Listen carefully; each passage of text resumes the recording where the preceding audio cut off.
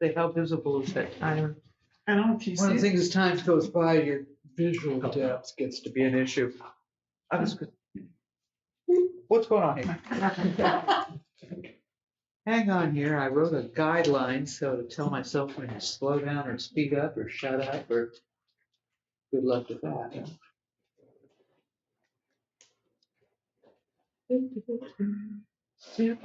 Yes, you All right, that'll hold that up and then, okay. All right.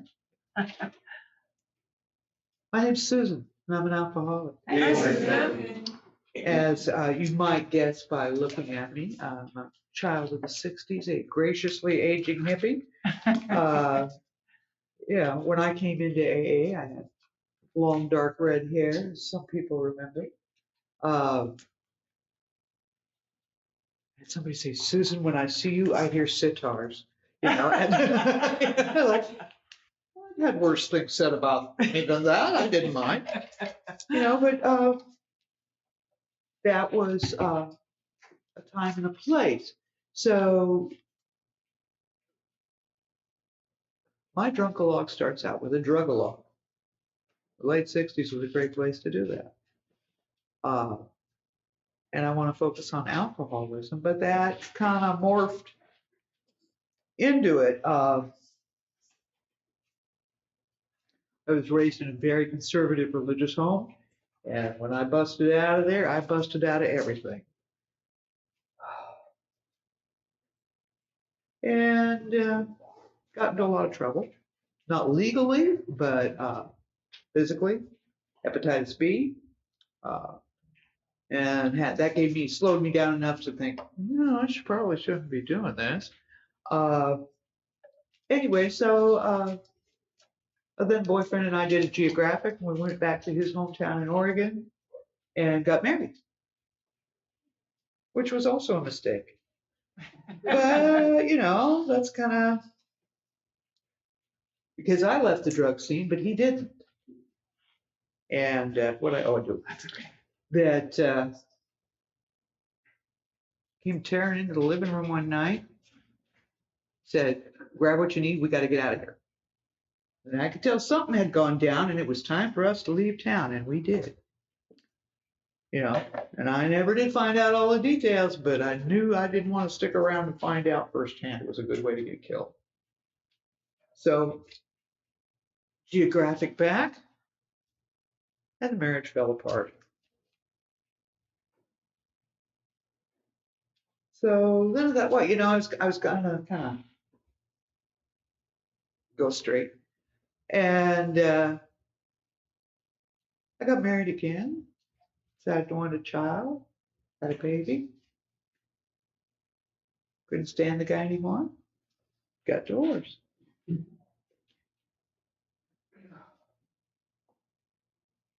Single mom, new boyfriend, found out I was pregnant. Got married again. And got a good job. And so I was raising two kids and putting groceries on the table and cooking them and getting a little irritated. And so, you know, I drank a few. And and when I was out with the boys from work, you know, I was like the tough broad. I could drink them all under the table. Never realizing that that was not necessarily a good sign, you know. But I did it. And then one day, the company I was in got involved in a very, very nasty labor dispute. And people were like, you know, offering to break your arm for doing your job and things like that. And I'd spent a whole day working so hard and getting nothing done because it was blowing up my face everywhere. And I went home and I drank a half a bottle of scotch on a Tuesday night. And nothing happened. Nothing. Strange. And I drank like that every night for about the next 6 years, which does not make you a very good mom. You know, I was still trying to pass as a good employee and a good mother. You know, I consciously was thinking about, I made an effort not to be too drunk before the kids went to bed. And then you kind of back it off to not be too drunk before dinner. Not to be too drunk before you start cooking dinner. Do we notice a pattern here? Apparently I did because I kept doing it. You know, and, you know, wake up on your kid's bedroom floor. Nobody says nothing, but my small boy puts a sign on his bedroom door that says no alcohol. So I have been drunk at Children's Hospital. I don't recommend it. Yeah, wasn't good. And the ways that I tried to control that facade, one of them was to stay off the telephone when I was drinking. Because many people do not like to be called by a drunk crying woman in the middle of the night. You know, and occasionally I did it anyway. And one night I called Intergroup that way. I had looked up the phone number in the phone book, disguised it in my address book so nobody would know I was thinking about not drinking. You know, God forbid. And then I called it one night. And of course I was drunk when I called it. I was always drunk. And I know I was on the phone for a really long time. And I know I was crying. And I couldn't even tell you the name of the guy I talked to, other than he handed me off to his wife at some point. Like, you know, next morning, I went, you know, to kind of ship it off and went to work, and the phone rang, and, you know, so, and this woman's voice said, "You're coming to a meeting tonight." I could not believe I had given out my work phone. And I kind of cautiously listened, and then, well, this is really going to take me.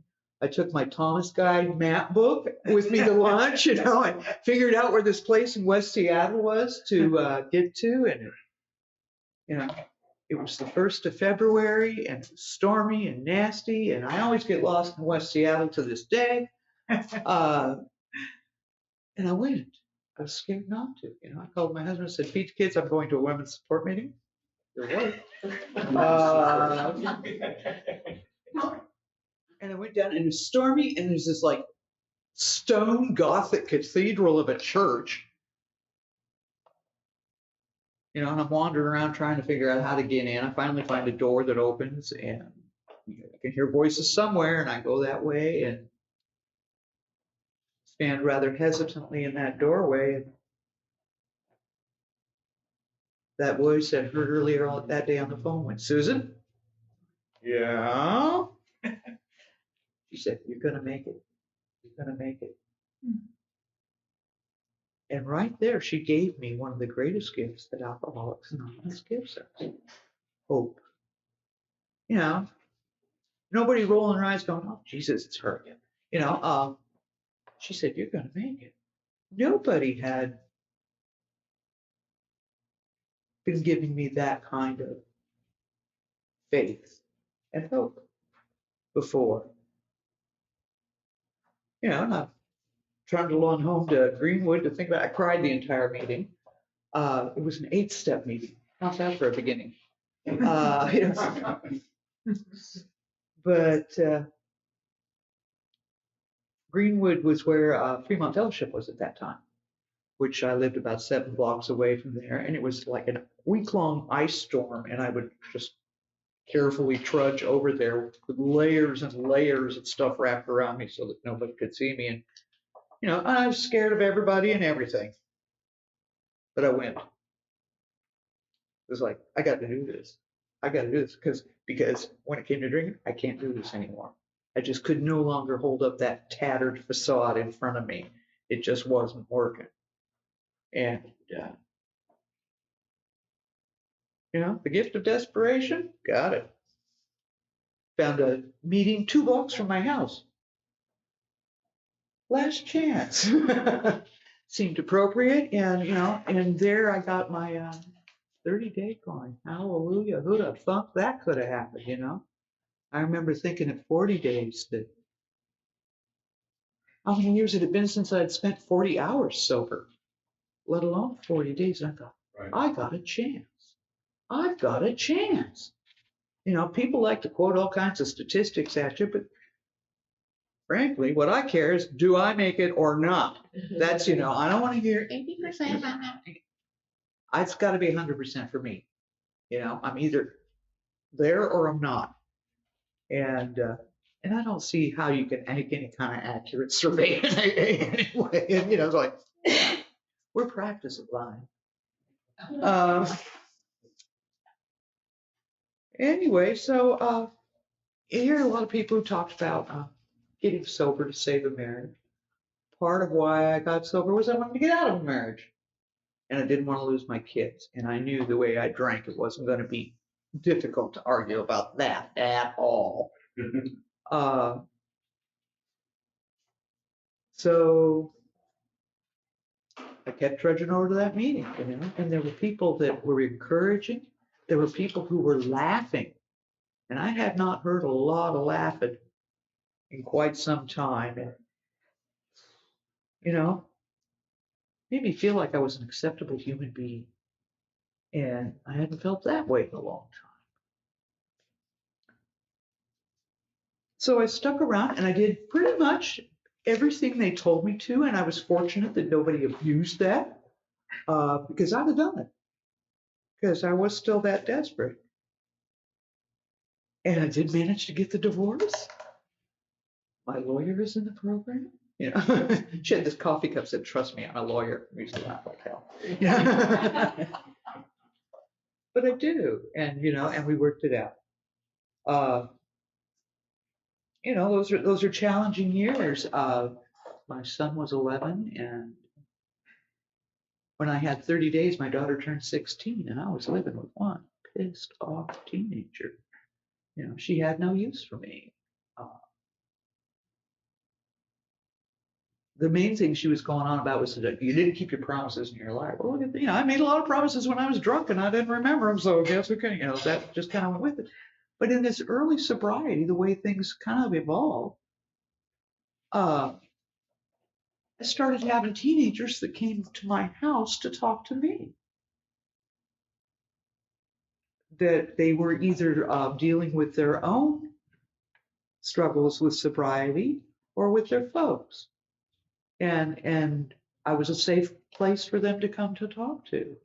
And I also made it very clear to any and all sundry teenagers, I said, you know, that I don't care what you do on your own time and elsewhere, but you're not doing it here. If you got drugs on you, you come over here, just dump them in the bushes on the way in, and you can pick them up on the way out. If I catch them in this house, you are going to rue the day. And that was respected. So I didn't have to worry about my kids drinking so much because they had seen it. Later on, they picked it up. But there was some interesting times. And to have people trust me and to be worthy of that trust. Hadn't seen that one coming. You know, but things move along. You know, kids grow up, move in, move out, move back in. Where am I in this rambly story?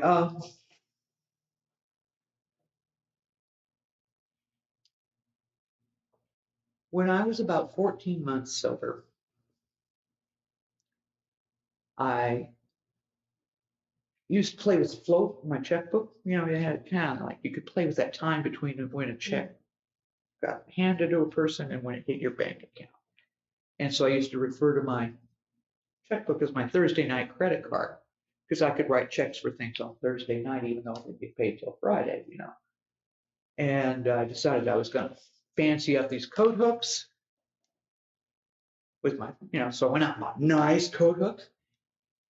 And I got out my power drill and I ended up in the ER. Safety instructions on a Sears power drill does not say everybody but Susan, tie your hair back. it got sucked up into the vent and just slammed into my face. And I had the most spectacular shiner you ever saw in your life. I'm lucky it didn't kill me. But I was a little dingy from all of it. I made a major mistake at work and had absolutely no recollection of it whatsoever. I took a very complex job and I did not set any of the wheels in motion.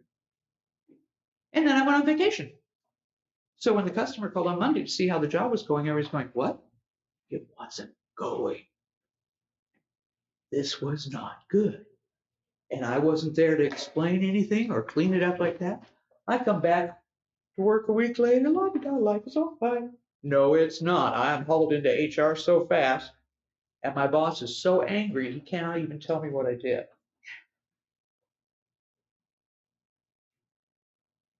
And whoa.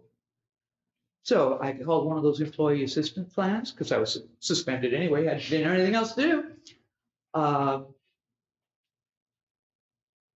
And she talked to me about my sobriety for one thing, and about what I could do about this other. Anyway, I was put on, and my boss went, "Do you want this job?" And I had no memory whatsoever of it. Yeah, that's my handwriting, and I don't know anything about it. And to this day, I don't. Well, up until that point, I'd been kind of the don't drink and go to meetings school of sobriety. Hadn't really worked the steps. I had a sponsor, but I never called her. Well, you better believe I called her now. I mean, I felt like I had just, got caught flat-footed in the field of fire and had nothing to duck behind, nothing to throw back, nothing, and it was, if I ever get out of this mess, I'm going to work those steps and have some way of dealing with things. Well, slug my way through that, put your head down and plod.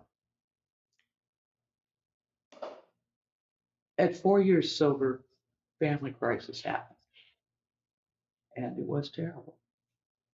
But I had some tools at that point, having worked some steps. So like things were bad, but I was okay. And I wasn't making it worse. And I saw people who I knew were in the program making life better for other people. And that was a great consolation to me.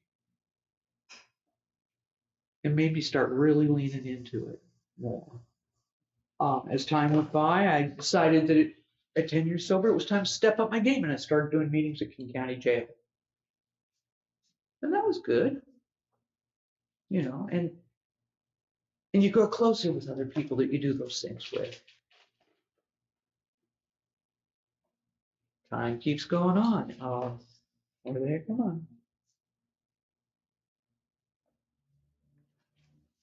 When I was 17 years sober, I changed doctors because I was mad at the one I had. And the new doctor ran a physical on me a little more thoroughly, called me up, said, "You have hepatitis C." I'm like, oh, old hippies tend to have hepatitis C. So I did interferon therapy for 6 months, and I was never able to work full time again. And it was a change. I couldn't go do jail meetings anymore because I had a compromised immune system. And some people in jail are not the healthiest folks you want to meet. Even if you wash your hands afterwards. So, there were changes in those shifts that happened. And, but I learned to live at the new pace. It's kind of like I got old 20 years in advance, but I kept doing it. And those are funny hallmarks that happen in your life. My 25th anniversary was the day that the Seahawks were in the Super Bowl the second time. And I went out and bought a 25 Richard Sherman jersey, because that was my number. And I still wear it proudly, I know they didn't win the game, but nonetheless, I felt like a winner that day. And started stepping up my service again as I worked out the new rhythms of my life. 10 years ago, a little over 10 years ago, I retired. And a friend of mine said, hey, they could use some help down in here. So I started coming down here one day a week and answering phones and doing whatever else needed done. And it's a good way to do service. It's like going to a 4-hour-long meeting, where you're allowed to get off topic. And it's good, and some of the friends I made here, it's been good. It's been good. And so I've done that and tried to step up my service and other things. And as time goes on, there's a lot of wear and tear happens on our bodies, and I've dealt with some of that. And I also, about 10 years ago, had to deal with somebody else's attempted suicide, and it was not nice. And furthermore, it brought back memories of that crisis back in year 4, and I went into a tailspin. Once got things stabilized and cleaned up and like that, I developed post-traumatic stress. And, it was like, first I was just being clumsy and I just didn't have it together, and I ended up in the ER just because I didn't know what was going on. And actually that's, avail yourself of outside help. I did find a good therapist and didn't have to go to her too long, but she told me, one of the things she said was, you've got all these tools in the program. They're all going to help you. And she was right. But it was something that I had to learn to deal with. Things come and go, and it can hit you again. A few years ago, several different things happened at once, and all of a sudden it reared its ugly head again.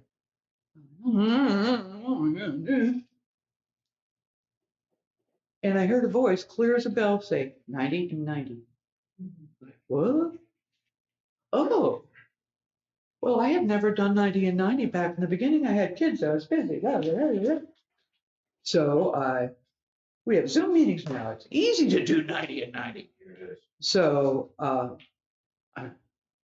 Abigail's Coast meets every morning. I know that. So I started going to Abigail's Coast at 7 o'clock every morning, and my other meetings. And things eased up. I could feel my shoulders drop. Well, that 90 was such a good idea that I did it again and again. And I've been doing 90 and 90 for about 2.5 years now. Yeah. And it improves my life. It really does. And because I'm there, even though that is not my home group, I feel like, I should do my share of the chores. So I secretary meetings and, learned how to do all this Zoom stuff that with varying degrees of success, But, it's moving forward. So my service has expanded yet again, and I'm glad of it. And there are lots of different kinds of service available. I have had some health challenges this year. But, I know other people who have had these. I meet them in meetings, and I know who's honest about it. And I can call them up and say, hello, and take it from there. So I not only have a sponsor in the program, I have sponsors in other areas of my life. I've learned to ask for help. And I was never big on that. I'm so independent. Competent woman. Don't mess with me. Yes, again. And I'm in the process of dealing with this. I got to go meet with another doctor tomorrow. I'm not real thrilled about it. You have to let these things unfold at the rate they do. And I also have to hide it from my mother, who is 94 and in cognitive decline. Right now, it's like dealing with a 5-year-old. And you wouldn't tell a 5-year-old all the medical details now, would you? But they want to hear that things are okay. So that's what you do. Always something new to learn. And I am glad to be sober. And it's an active program. You can't rest on your laurels. It just never works for sour apples. But you can come here and when people say, will you can go, oh God, yes. And